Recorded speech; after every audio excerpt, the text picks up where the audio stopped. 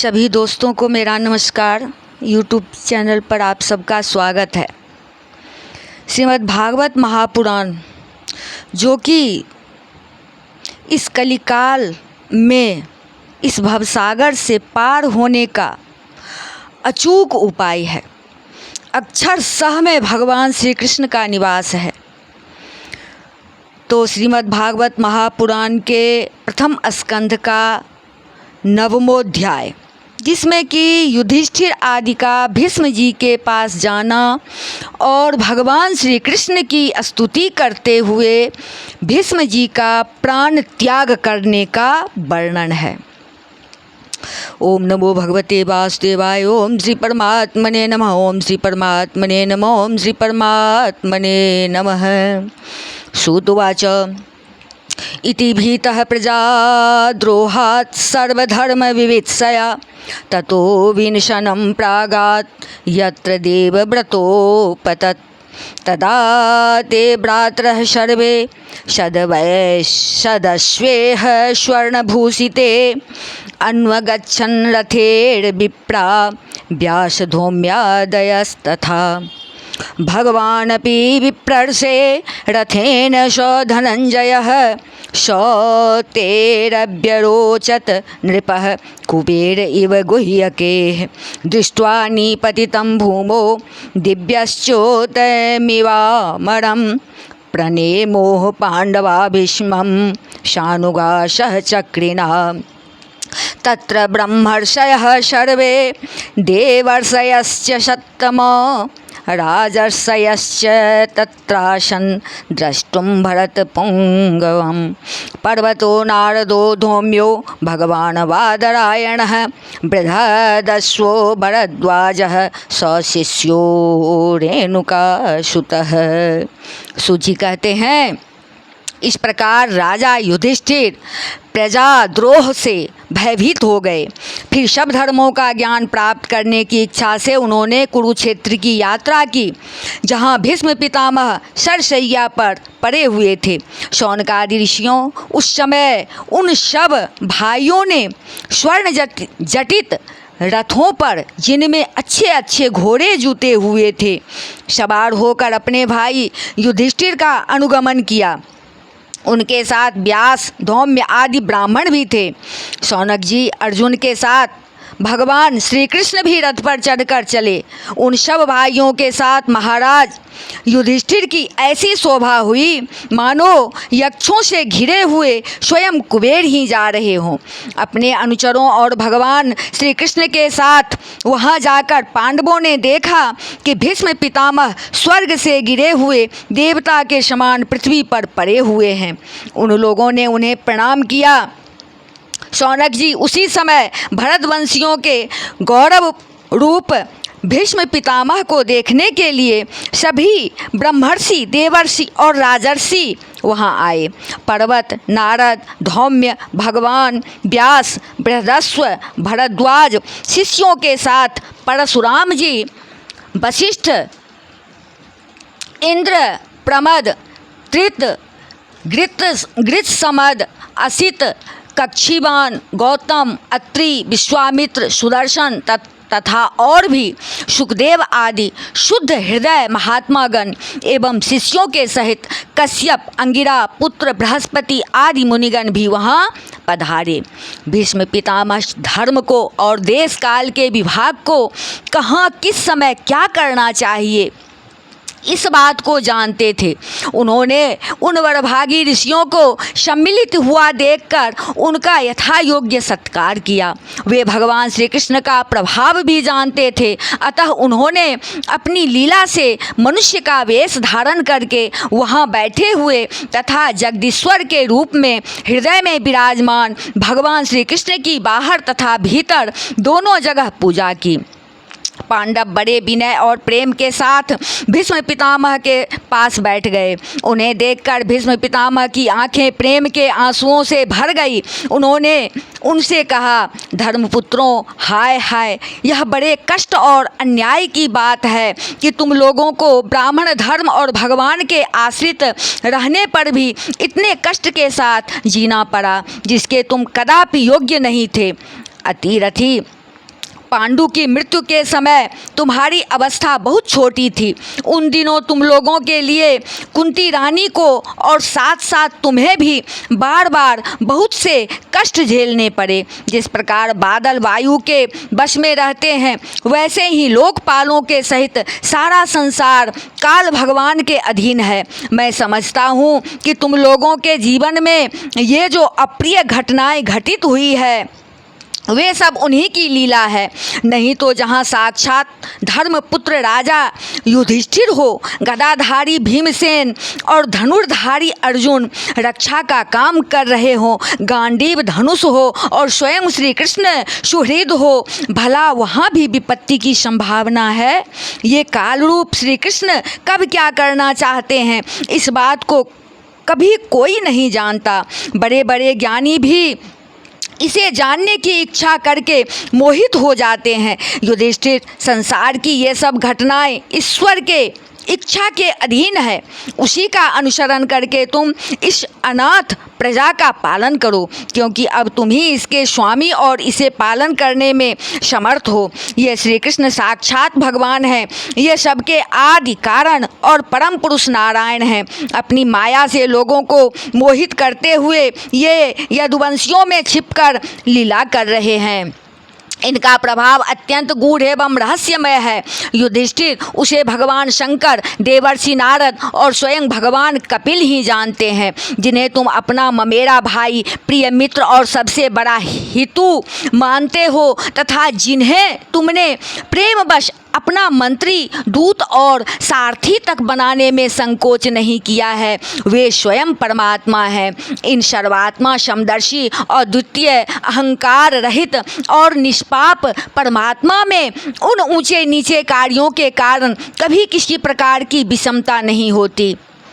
युधिष्ठिर, इस प्रकार सर्वत्र सम होने पर भी देखो तो सही, वे अपने अनन्य प्रेमी भक्तों पर कितनी कृपा करते हैं। यही कारण है कि ऐसे समय में, जबकि मैं अपने प्राणों का त्याग करने जा रहा हूँ, इन भगवान श्री कृष्ण ने मुझे साक्षात दर्शन दिया है।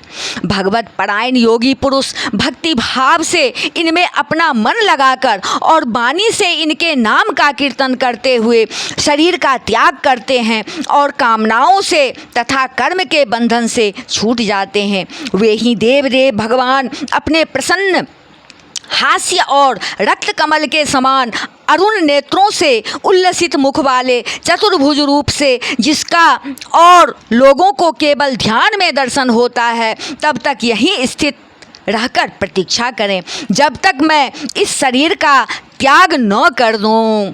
सूजी कहते हैं, युधिष्ठिर ने उनकी यह बात सुनकर सरसज्जा पर सोए हुए भीष्म पितामह से बहुत से ऋषियों के सामने ही नाना प्रकार के धर्मों के संबंध में अनेकों रहस्य पूछे।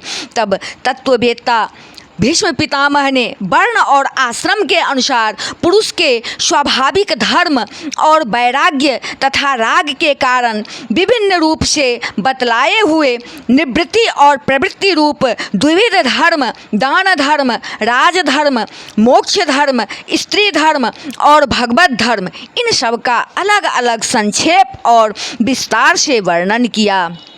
शौनक जी, इनके साथ ही धर्म, अर्थ और काम और मोक्ष, इन चारों पुरुषार्थों का तथा इनकी प्राप्ति के साधनों का अनेकों उपाख्यान और इतिहास सुनाते हुए विभाग सह वर्णन किया। भीष्म पितामह इस प्रकार धर्म का प्रवचन कर ही रहे थे कि वह उत्तरायण का समय आ पहुंचा, जिसे मृत्यु को अपने अधीन रखने वाले भगवत पारायण योगी लोग चाहा करते हैं। उस समय हजारों रथियों के नेता भीष्म पितामह ने उस समय हजारों रथियों के नेता भीष्म पितामह ने वाणी का संयम करके मन को सब ओर से हटाकर अपने सामने स्थित आदि पुरुष भगवान श्री कृष्ण में लगा दिया। भगवान श्री कृष्ण के सुंदर चतुर्भुज विग्रह पर उस समय पीताम्बर फहरा रहा था। भीष्म जी की आंखें उसी पर एकटक लग गई। उनको शस्त्रों की चोट से जो पीड़ा हो रही थी, वह तो भगवान के दर्शन मात्र से ही तुरंत दूर हो गई तथा भगवान की विशुद्ध धारणा से उनके जो कुछ अशुभ शेष थे वे सभी नष्ट हो गए। अब शरीर छोड़ने के समय उन्होंने अपनी समस्त इंद्रियों के वृत्ति विलास को रोक दिया और बड़े प्रेम से भगवान की स्तुति की। भीष्म जी ने कहा, अब मृत्यु के समय में अपनी यह बुद्धि जो अनेक प्रकार के साधनों का अनुष्ठान करने से अत्यंत शुद्ध एवं कामना रहित हो गई है, यदुवंश शिरोमणि अनंत भगवान श्री कृष्ण के चरणों में समर्पित करता हूँ, जो सदा सर्वदा अपने आनंदमय स्वरूप में स्थित रहते हुए ही कभी विहार करने की, लीला करने की इच्छा से प्रकृति को स्वीकार कर लेते हैं, जिससे यह सृष्टि परंपरा चलती है। जिनका शरीर त्रिभुवन सुंदर एवं श्याम तमाल के समान सांवला है, जिस पर सूर्य रश्मियों के समान श्रेष्ठ पीतांबर लहराता रहता है और कमल सदृश मुख पर घुंघराली अलकें लटकती रहती हैं, उन अर्जुन सखा श्री कृष्ण में मेरी निष्कपट प्रीति हो। मुझे युद्ध के समय की उनकी वह विलक्षण छवि याद आती है। उनके मुख पर लहराते हुए घुंघराले बाल घोड़ों की टाप की धूल से मटमैले हो गए थे और पसीने की छोटी छोटी बूंदें शोभायमान हो रही थी। मैं अपने तीखे बाणों से उनकी त्वचा को बांध रहा था। उन सुंदर कवच मंडित भगवान श्री कृष्ण के प्रति मेरा शरीर, अंतःकरण और आत्मा समर्पित हो जाए। अपने मित्र अर्जुन की बात सुनकर जो तुरंत ही पांडव सेना और कौरव सेना के बीच में अपना रथ ले आए और वहां स्थित होकर जिन्होंने अपनी दृष्टि से ही शत्रु पक्ष के सैनिकों की आयु छीन ली, उन पार्थ सखा भगवान श्री कृष्ण में मेरी परम प्रीति हो। अर्जुन ने जब दूर से कौरवों की सेना के मुखिया हम लोगों को देखा, तब पाप समझकर वह अपने स्वजनों के वध से विमुख हो गया। उस समय जिन्होंने गीता के रूप में आत्मविद्या का उपदेश करके उसके सामयिक अज्ञान का नाश कर दिया, उन परम पुरुष भगवान श्री कृष्ण के चरणों में मेरी प्रीति बनी रहे। मैंने प्रतिज्ञा कर ली थी कि मैं श्री कृष्ण को शस्त्र ग्रहण कराकर छोड़ूंगा। उसे शक्ति एवं ऊंची करने के लिए उन्होंने अपनी शस्त्र ग्रहण न करने की प्रतिज्ञा तोड़ दी। उस समय वे रथ से नीचे कूद पड़े और सिंह जैसे हाथी को मारने के लिए उस पर टूट पड़ता है, वैसे ही रथ का पहिया लेकर मुझ पर झपट पड़े। उस समय वे इतने वेग से दौड़े कि उनके कंधे का दुपट्टा गिर गया और पृथ्वी भी कांपने लगी। मुझ ताई ने तीखे बाण मार मार कर उनके शरीर का कवच तोड़ डाला था, जिससे सारा शरीर लहलुहान हो रहा था। अर्जुन के रोकने पर भी वे बलपूर्वक मुझे मारने के लिए मेरी ओर दौड़े आ रहे थे। वे ही भगवान श्री कृष्ण जो ऐसा करते हुए भी मेरे प्रति अनुग्रह और भक्त वत्सलता से परिपूर्ण थे, मेरी एकमात्र गति हो, आश्रय हो। अर्जुन के रथ की रक्षा में सावधान जिन श्री कृष्ण के बाएं हाथ में घोड़ों की रास थी और दाहिने हाथ में चाबुक, उन दोनों की शोभा से उस समय जिनकी अपूर्व छवि बन गई थी तथा महाभारत युद्ध में मरने वाले वीर जिनकी इस छवि का दर्शन करते रहने के कारण सारूप्य मोक्ष को प्राप्त हो गए, उन्हीं पार्थ सारथी भगवान श्री कृष्ण में मुझ मरणासन्न की परम प्रीति हो। जिनकी लटकीली सुंदर चाल, हाव भावयुक्त चेष्टाएं, मधुर मुस्कान और प्रेम भरी चितवन से अत्यंत सम्मानित गोपियां रासलीला में उनके अंतर्धान हो जाने पर प्रेमोन्माद से मतवाली होकर जिनकी लीलाओं का अनुकरण करके तन्मय हो गई थी, उन्हीं भगवान श्री कृष्ण में मेरा परम प्रेम हो। जिस समय युधिष्ठिर का राजसूय यज्ञ हो रहा था, मुनियों और बड़े बड़े राजाओं से भरी हुई सभा में सबसे पहले सबकी ओर से इन्हीं सब के दर्शनीय भगवान श्री कृष्ण की मेरी आँखों के सामने पूजा हुई थी। वे ही सबके आत्मा प्रभु आज इस मृत्यु के समय मेरे सामने खड़े हैं। जैसे एक ही सूर्य अनेक आँखों से अनेक रूपों में दिखते हैं, वैसे ही अजन्मा भगवान श्री कृष्ण अपने ही द्वारा रचित अनेक शरीरधारियों के हृदय में अनेक रूप से जान पड़ते हैं। वास्तव में तो वे एक और सबके हृदय में विराजमान हैं। विराजमान है ही, उन्हीं इन भगवान श्री कृष्ण को मैं भेद भ्रम से रहित होकर प्राप्त हो गया हूँ। सूत जी कहते हैं, सूतवाच कृष्ण एवं भगवती मनोभाग दृष्टि वृत्ति भी आत्मन्यात्मानमावेश्य सोऽन्तः श्वासोपारमत सम्पद्यमानमाज्ञाय भीष्मं ब्रह्मणि निष्कले सर्वे बभूवुस्ते तूष्णीं वयांसि वदीनात्यये। सूजी कहते हैं, इस प्रकार भीष्म पितामह ने मन, वाणी और दृष्टि की वृत्तियों से आत्मस्वरूप भगवान श्री कृष्ण में अपने आप को लीन कर दिया। उनके प्राण वहीं विलीन हो गए और वे शांत हो गए। उन्हें अनंत ब्रह्म में लीन जानकर सब लोग वैसे ही चुप हो गए जैसे दिन के बीत जाने पर पक्षियों का कलरव शांत हो जाता है। उस समय देवता और मनुष्य नगाड़े बजाने लगे। साधु स्वभाव के राजा उनकी प्रशंसा करने लगे और आकाश से पुष्पों की वर्षा होने लगी। शौनक जी, युधिष्ठिर ने उनके मृत शरीर की अंत्येष्टि क्रिया कराई और कुछ समय के लिए वे शोक मग्न हो गए। तस्य निरहरणादिनी संपरे तस्य भार्गव युधिष्ठिर कारयित्वा मुहोरतः दुःखितो भवत्। तुष्टुर्मुनयो दृष्टा कृष्णं तद्गुह्य नामभि ततस्ते कृष्णहृदया श्वाश्रमान प्रययो पुनः। ततो युधिष्ठिरो गत्वा सह कृष्णो गजाह वयं पितरं सान्त्वयामास गान्धारीं च तपस्विनीं। पित्रा चानुमतो राजा वासुदेवानुमोदितः चकार राज्यं धर्मेण पितृपेतामहं विभुः। शौनक जी, युधिष्ठिर ने उनके मृत शरीर की अंत्येष्टि क्रिया कराई और कुछ समय के लिए वे शोक मग्न हो गए।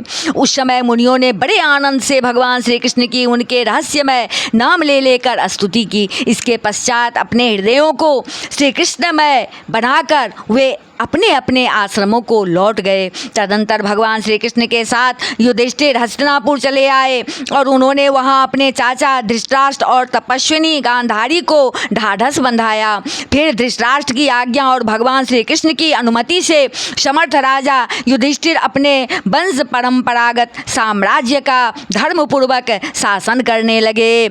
इति श्रीमद्भागवते महापुराणे पारमहंस्यां संहितायां प्रथमस्कंधे युधिष्ठिर राज्य प्रलंबो नाम नवमोध्याय।